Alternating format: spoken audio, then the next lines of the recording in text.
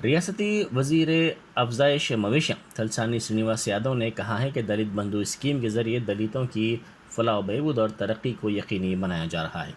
उन्होंने वेस्ट मारेटपल्ली में 28 दलित इस्तेफादा कुनिंदागान में गाड़ियों की तकसीम की। उन्होंने इस मौके पर कहा कि वज़ीर आला चंद्रशेखर राव माशी तौर पर पसमानदा दलितों की तरक्की के लिए पाबंद अहद हैं।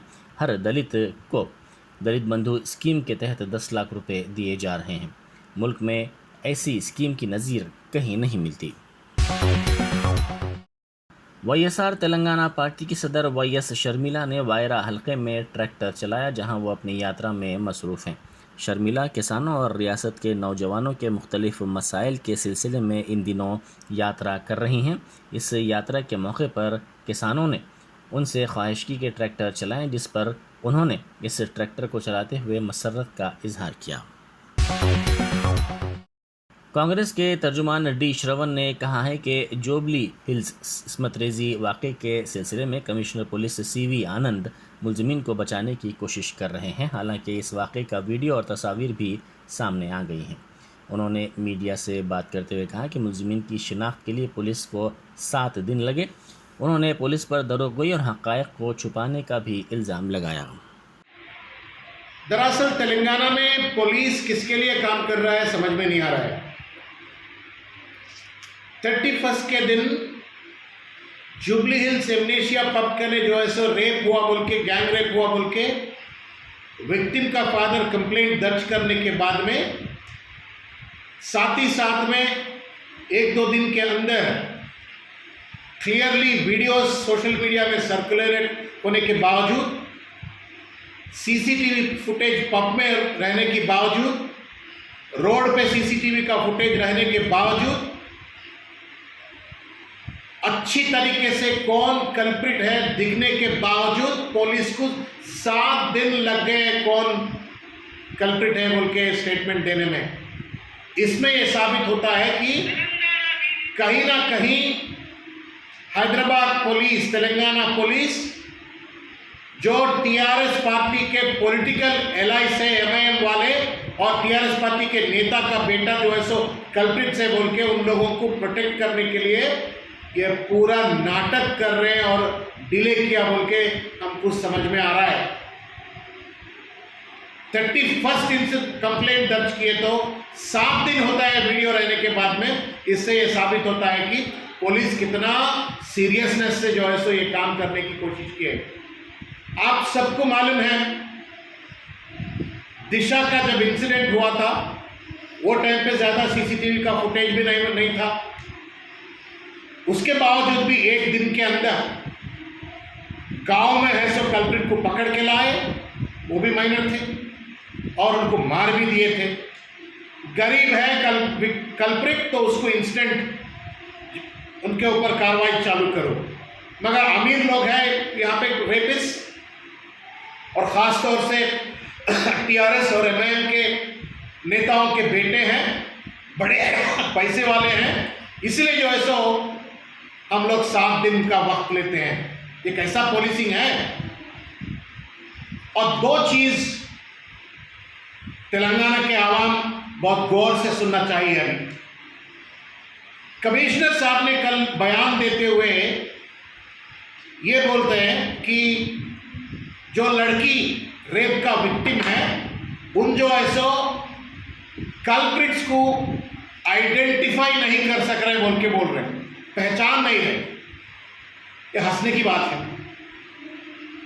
छोटे बच्चे को भी अगर दिखा दिए तो वीडियो उसको समझ में आता कौन है, किसका बेटा है, वो सब समझ में आ जाता है।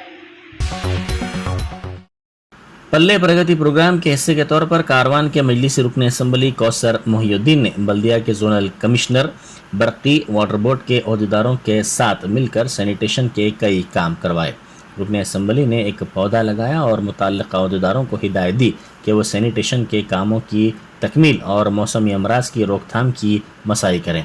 इस प्रोग्राम के तहत अफसर colony, Baghdad colony, Hakimpet Kunta, बर्फ़ factory, Akbarpura, MD lines, Shah Hatim Talab और दीगर इलाकों का अहाता किया गया। कारवान में पटना प्रगति प्रोग्राम का कई मुख्तलिफ डिवीज़न के अंदर ये जोनल कमिश्नर सेंट्रल जोन और उनके तमाम सबॉर्डिनेट के साथ में और वार्ड वर्क के तमाम अहदेदारों के साथ में दौरा किया गया, जिसके अंदर क्रिकेट कमेटी के अंदर जो क्रिकेट सालार मिलत पार्क को जो इनाग्रेशन हुआ था, उसके अंदर बच्चों के झूले और चंद मेंटेनेंस सिविल वर्क थे, तमाम कामों को बताया गया और इंशाल्लाह ट्रैकिंग के अंदर से ट्रैकिंग करने का। उसके बाद से क्रिकेट सालार मेरी पेंशन इम्प्रूवमेंट के ताल्लुक से बताया, वो भी अप्रूवल पे है और उसका फिर एक प्लान बनाने के लिए हिदायत दी गई और वहाँ पर जो झुग्गियाँ वगैरह है जो हट्स है उसके ताल्लुक से बताया गया। उसके अंदर कई काफ़ी दिनों से वहाँ पर शराब, गांजा और कई गलत काम हो रहे हैं। सामने मस्जिद है, फंक्शन हॉल है और वहाँ पर कई नौजवान खराब हो रहे हैं। उसके ताल्लुक से भी कई मरतबा कमिश्नर बल्दिया और डीसीपी साहब को भी बताया था, फिर आज पटना प्रोजेक्ट प्रोग्राम में बताया गया और वहाँ से निकल कर कंपनी बाग, अहमद कॉलोनी और ये तमाम बहुदल कॉलोनी, तमाम इलाके जाकर दौरा किया गया और वहाँ पर भी कई मेंटेनेंस के काम हैं, उन तमाम कामों को मेंटेनेंस देखा है और वहाँ पर आयरन कलवर्ट, दीगर नाले के ऊपर मिट्टी सेटने का काम, उन तमाम कामों को तहसील किया गया और हिदायत दी कि उनके तमाम सबॉर्डिनेट को 2 दिन के अंदर इंस्ट्रूमेंट प्रिपेयर करके ला के दे, तमाम कामों को सेक्शन करने का फैसला किया गया और वहाँ से निकल कर कटरा हाउस का भी दौरा किया गया, जो कटरा हाउस पिछले साल बारिश के अंदर पूरी दीवार गिर गई थी और वो काम को चालू करने के लिए भी बताया गया और उसके बाद शासन नगर और मिलके हमारे पुलिस क्वार्टर, जमाली दराजा, इन तमाम इलाके जाकर दौरा किया गया और कई इलाके जात के अंदर नए काम सेक्शन देने का फैसला किया गया। इस प्रोग्राम के अंदर तमाम बल्दिया के अहदेदार, दीगर ऑफिसर भी शामिल थे और नाना नगर कारपोरेटर मोहम्मद नसीरुद्दीन साहब और टोली चौक की नुमाइंदा कारपोरेटर जनाब फराज साहब और जमात के सदर मोहम्मदीन एक्टिव वर्कर तमाम शामिल थे और इंशाल्लाह आने वाले दिनों के अंदर फिर 1-2 दिन के अंदर हफ्ता या इतवार के दिन दीगर इलाके जात के अंदर, चाहे वो कारवान हो या रंगारोज के इलाके में, पटना प्रगति प्रोग्राम के अंदर तमाम अहदेदारों के साथ किया जाएगा। शुक्रिया। चावल के थैलों की नाम मुक़द्दसा और गुंबद क़िज़रा की तस्वीर की इशाअत के साथ फ़रोख्त पर मुकामी मुसलमानों में बरहमी की लहर दौड़ गई। सैयद सोहेल कादरी कारपोरेटर पत्थरघट्टी ने मीर चौक पुलिस स्टेशन पर एहतजाज करते हुए पुलिस के साथ पुलिस स्टेशन के रूबरू गली में वाक़े राखी किराना स्टोर से चावल के थैलों के स्टॉक को जब्त करवाया और बैरिस्टर असदुद्दीन अवैसी MP व सदर कुल हिंद मजलिस इत्तेहादुल मुस्लिमीन की हिदायत पर मीर चौक पुलिस स्टेशन में मुकदमा दर्ज करवाया। इस मौके पर एहतजाज में मौलाना मोहम्मद हुसामुद्दीन सानी आकिल जाफ़र पाशा भी मौजूद थे। मौलाना जाफ़र पाशा ने पुलिस से इस तरह की हरकतों के खिलाफ सख्त कार्रवाई का मुतालबा किया। सोहेल कादरी ने बताया कि अमृतसर राइस ब्रांड नामी चावल की फ़रोख्त की जा रही थी। गुज़िश्ता 2 दिन से राखी किराना स्टोर के मालिक को तवज्जो दिलाई जा रही थी कि चावल के थैलों पर 4 जगह अल्लाह के मुक़द्दस नाम और 2 जगह गुंबद क़िज़रा की तस्वीर शाया की गई है। इन थैलों को ज़मीन पर रखा गया है और नाम मुक़द्दसा के साथ गुंबद क़िज़रा की भी बेहुरमती की जा रही है। इसके बावजूद दुकान के मालिक ने कोई तवज्जो नहीं दी। एक ख़रीदार की जानिब से बरहमी ज़ाहिर करने पर बड़े पैमाने पर लोग जमा हो गए। सोहेल कादरी दोबारा उस दुकान पर पहुंचे और बरहमी ज़ाहिर करते हुए कहा कि तवज्जो दिलाने के बावजूद मुसलमानों की दिल आज़ारी करके ये लोग कारोबार कर रहे हैं। उन्होंने मीर चौक पुलिस स्टेशन पहुंचकर स्टेशन हाउस ऑफिसर उपल नायडू और पुलिस मुलाजिमीन के साथ एक ऑटो में दुकान का माल जब्त करवाया। आज बिरालम मंडी में नेशनल प्लास्टिक की गली में एक दुकान है, राखी किराना स्टोर है, जो होलसेलर भी है, रिटेलर भी है। उसका जो ओनर है सुजीत नाम है उसका। उस शख्स को पिछले 2 दिन से उसको हमारे मुकामी लोग उसको वार्न कर रहे हैं कि एक चावल जो है सरवानी एक जो एक कंपनी है, फूड कंपनी है जो अमृतसर की है, वो बेगम बाजार में जगदम्बा या कुछ नाम है जो होलसेलर है, वो यहाँ से राखी वाला जो सुरजीत बेगम बाजार से राइस के जो थैले है लेकर आके यहाँ सेल करता है। उस पैकिंग में 4 तरफ अल्लाह लिखा हुआ है और 2 साइड पे गुंबद क़िज़रा की तस्वीर है। तो यहाँ पर हमको इत्तला मिली।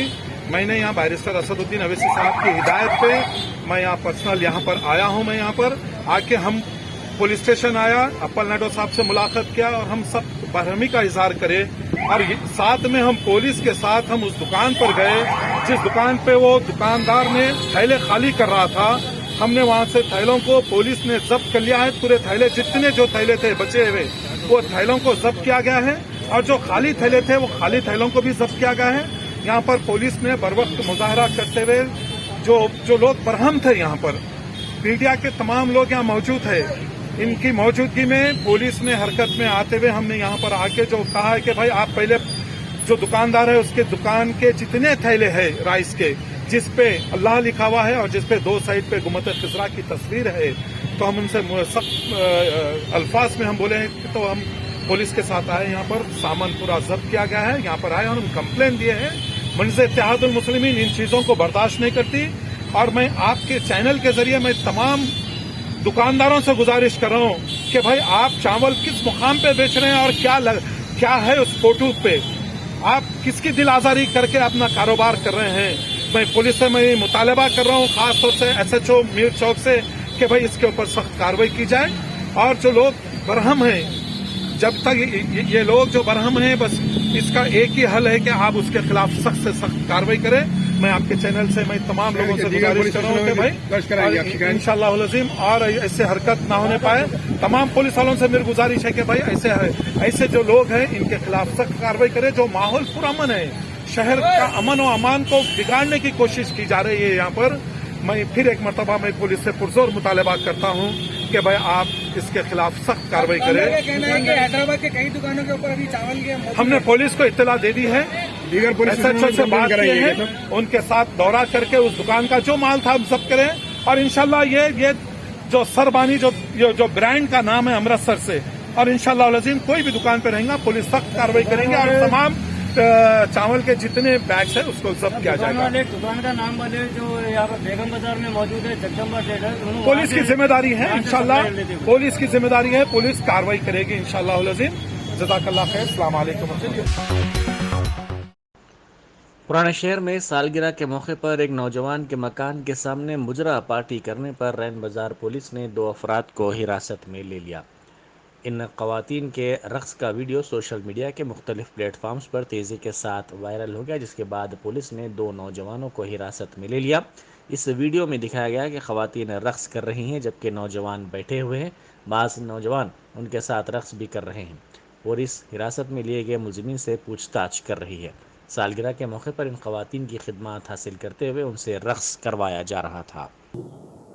ఈ ముజ్రా పార్టీ జరిగిందని చెప్పి రెయిన్ బజార్ లిమిట్స్లో ఒకటి సోషల్ మీడియాలో వీడియో వైరల్ అయింది. ఆ వైరల్ అయిన వీడియో గురించి ఎంక్వైరీ చేస్తే ఈ సయ్యద్ ఆరిఫ్ వాళ్ళ సన్ను సయ్యద్ యాసిన్ అరాఫత్ బర్త్డే జరిగిందని చెప్పి తెలిసింది. దాని మీద ఎంక్వైరీ చేస్తే దాంట్లో ఆ బర్త్డే పార్టీలో సాజిద్, ఫెరోజు, అక్రమ్ వాళ్ళ రిలేటివ్స్, తర్వాత హఫీజ్ అని చెప్పి ఒక 2 లేడీస్ని పంపించిండు డ్యాన్స్ కొరకు. అతని మీద కూడా వీళ్ళ పేర్లు తెలిసిన తర్వాత ఎంక్వైరీలో వాళ్ళ పేర్లు తెలిసిన తర్వాత వాళ్ళ మీద కేసు బుక్ చేయడం జరిగింది. CP యాక్ట్ ప్రకారము 70B 70C 21/76 కేసు బుక్ చేసి కోర్టులో ప్రొడ్యూస్ చేయడం జరిగింది. కానీ లేట్ నైట్ ఏదన్నా ఇటువంటి పార్టీ చేసేటప్పుడు లేట్ నైట్ చేయడానికి పర్మిషన్ ఉండదు కాబట్టి అతను ఉంటే పోలీసు వాళ్ళకి చెప్పాలి. పోలీసు వాళ్ళు పర్మిషన్ ఇస్తే చేసుకోవాలి, లేదంటే క్యాన్సిల్ చేసుకోవాలి.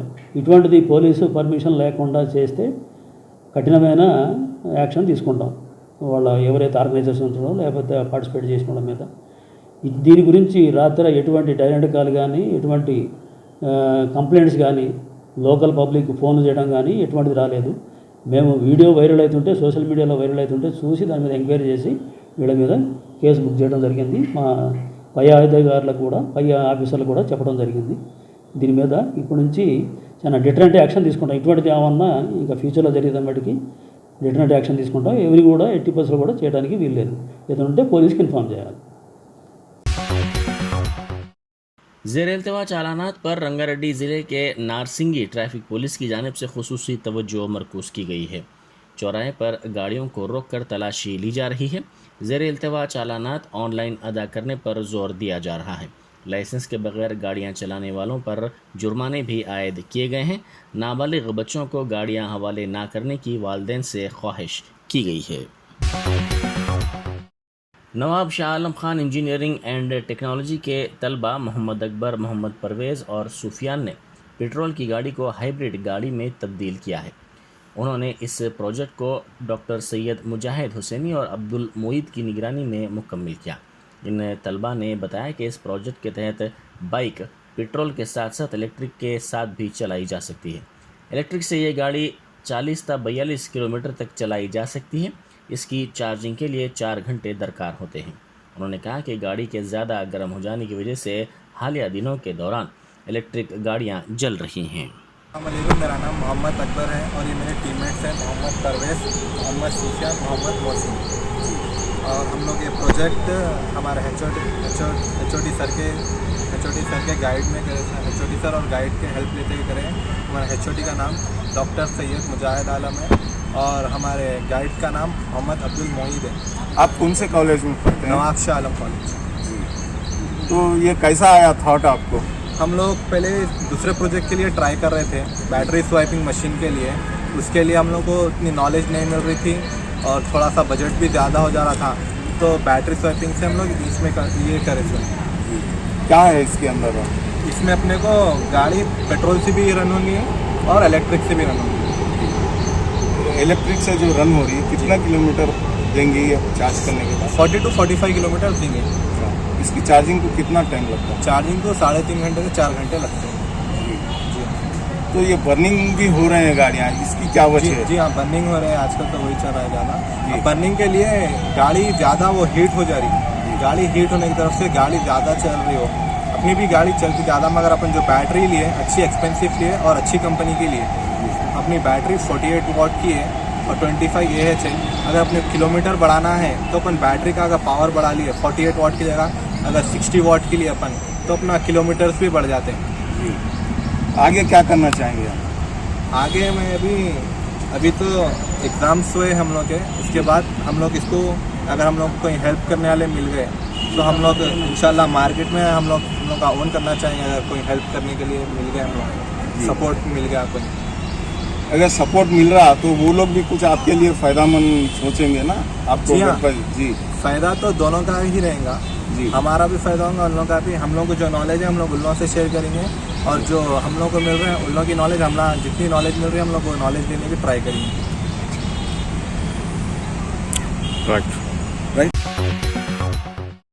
BMS यूनियन लीडर गोपाल ने इल्ज़ाम लगाया कि तेलंगाना हुकूमत GHMC के ट्रांसपोर्ट सैनिटेशन डिपार्टमेंट को खुफिया तौर पर रामकी कंपनी के हवाले करने की साजिश कर रही है। उन्होंने कहा कि रामकी कंपनी को फ़ायदा पहुंचाने के लिए हुकूमत के बाज़ बड़े अफराद साजिश कर रहे हैं और रामकी को मरहलवार असास पर तमाम शुबेजात हवाले करने की ओहदेदार तैयारी कर रहे हैं। उन्होंने कहा कि वर्कर्स मुत्तहद होकर हुकूमत की इस कोशिश को नाकाम बनाएंगे और GHMC का तहफ़्फ़ुज़ करेंगे। उन्होंने TRS हुकूमत से मुतालबा किया कि वह आंध्रा के साथ किए गए माहिदे को मनसूख कर दे। ట్రాన్స్పోర్ట్ మొత్తం కూడా రామ్కి హ్యాండ్ ఓవర్ చేయాలని ఆఫీసర్లకు ఆర్డర్స్ ఇచ్చేయడం జరిగింది.